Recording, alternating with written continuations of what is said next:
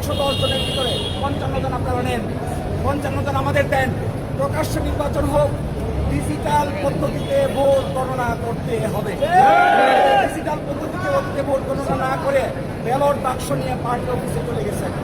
আমরা আপনাদেরকে বলতে চাই, আমরা সুস্পষ্ট দাবি আমাদের, অবশ্যই ঢাকা বারের ভোট ডিজিটাল পদ্ধতিতে গণনা করতে হবে।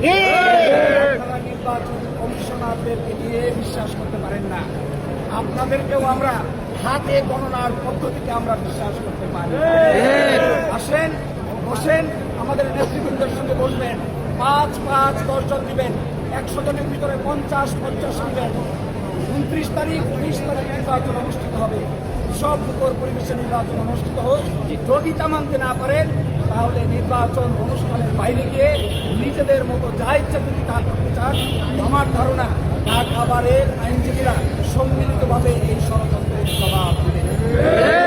আগামীতে ইনশাল্লাহ আমরা স্বচ্ছ নির্বাচন করতে চাই, পাতানো নির্বাচনে আমরা অংশগ্রহণ করতে চাই না। আমাদের কথা স্পষ্ট, পাতাবেন আগে থেকে কারিশমা করবেন, আগে থেকে নির্বাচন কমিশন ঠিক করবেন, এইরকম পাতানো খেলায় আমরা অংশগ্রহণ করতে রাজি নই। ব্যালট বাক্স সম্পন্ন নির্বাচন করতে চাই। আশা করি ঢাকা বাড়ির সকলে একসাথে হয়ে আমরা ঢাকা বাড়ির সুচ্চ নির্বাচনে অংশগ্রহণ করবো। ইনশাল্লাহ সেই নির্বাচনে সবুজ প্যানেল অপ্রতিদ্বন্দ্বী হিসেবে বিজয়ী হবে।